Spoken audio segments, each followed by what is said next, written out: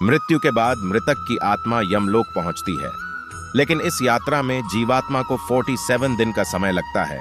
और इन दिनों में आत्मा के साथ क्या होता है, इसके बारे में गरुड़ पुराण में बताया गया है। मृत्यु जीवन का अटल सत्य है, यानी जिसका जन्म हुआ है उसकी मृत्यु निश्चित है।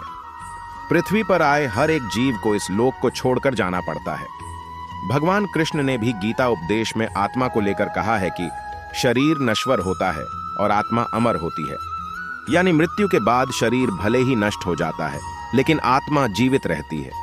अब प्रश्न यह है कि यदि आत्मा जीवित रहती है तो मृत्यु के बाद आत्मा का क्या होता है। इसका जवाब आपको हिंदू धर्म के महत्वपूर्ण और पवित्र ग्रंथ गरुड़ पुराण में मिलेगा। गरुड़ पुराण में भगवान विष्णु के वाहन पक्षीराज गरुड़ पूछते हैं, नारायण, मृत्यु के बाद आत्मा का क्या होता है और आत्मा कितने दिनों के बाद यमलोक पहुंचती है। गरुड़ के सवाल का जवाब देते हुए भगवान विष्णु कहते हैं, मृत्यु के बाद जीवात्मा को यमलोक तक की यात्रा करने में पूरे 47 दिन लग जाते हैं।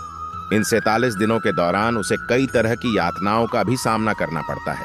मृत्यु के पहले मिलते हैं ये संकेत भगवान बताते हैं कि जब किसी की मृत्यु नजदीक होती है तो सबसे पहले व्यक्ति की आवाज जाती है। इसके बाद मृत्यु से कुछ समय पहले ही व्यक्ति को दिव्य दृष्टि प्राप्त होती है, जिसमें मनुष्य सारे संसार को एक रूप में देखने लगता है और इस तरह से उसके शरीर की सभी इंद्रियां शिथिल हो जाती हैं। जब व्यक्ति की मृत्यु हो जाती है तो यमलोक से 2 दूत आते हैं और दूतों को देख आत्मा शरीर का त्याग कर बाहर निकल जाती है। आत्मा के शरीर त्यागने के बाद यमराज के दूत आत्मा के गले में पाश बांध देते हैं और उसे यमलोक ले जाते हैं। मृत्यु के बाद 13वीं और पिंडदान क्यों जरूरी? मृतक व्यक्ति ने यदि अपने जीवन में पाप कर्म किए होंगे तो यमदूत पापी आत्मा को गर्म वायु और अंधेरे रास्ते से यमलोक ले जाते हैं और मार्ग में उसे कई तरह की यातनाएं झेलनी पड़ती है। इसके बाद आत्मा को आकाश मार्ग से वापस उसके घर छोड़ दिया जाता है। कहा जाता है कि मृत्यु के बाद मृतक की आत्मा अपने परिवार वालों के साथ पूरे 13 दिनों तक रहती है और मृत्यु के बाद होने वाली अंतिम क्रियाओं और रस्मों को भी देखती है। 13 दिन बाद जब आत्मा का पिंडदान, 13वीं और ब्राह्मण भोज आदि किया जाता है तो इसके बाद यमराज के यमदूत आत्मा को फिर से लेने के लिए आते हैं।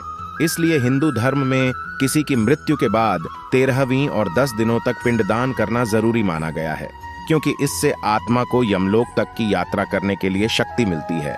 लेकिन इसके बाद भी यमलोक तक की यात्रा आत्मा के लिए आसान नहीं होती है।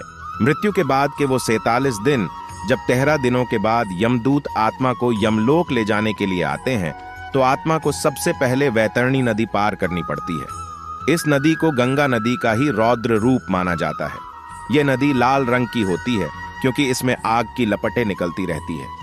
नदी पार करते हुए आत्मा को खतरनाक जीवों का दंश भी झेलना पड़ता है। इन नदी को पार करने में पूरे 13 दिनों का समय लग जाता है। लेकिन यदि व्यक्ति ने अपने जीवन काल में अच्छे कर्म किए हों या गोदान किया हो तो उसे ये यातनाएं नहीं झेलनी पड़ती, क्योंकि उसी गाय की पूंछ पकड़कर आत्मा वैतरणी नदी को पार करती है। वैतरणी नदी को पार करने के बाद जब आत्मा यमलोक पहुंचती है तो यहाँ यमराज उसके कर्मों का लेखा जोखा करते हैं। इस तरह से जीवन काल में किए कर्मों के अनुसार यमराज आत्मा को स्वर्ग या नरक में भेजते हैं।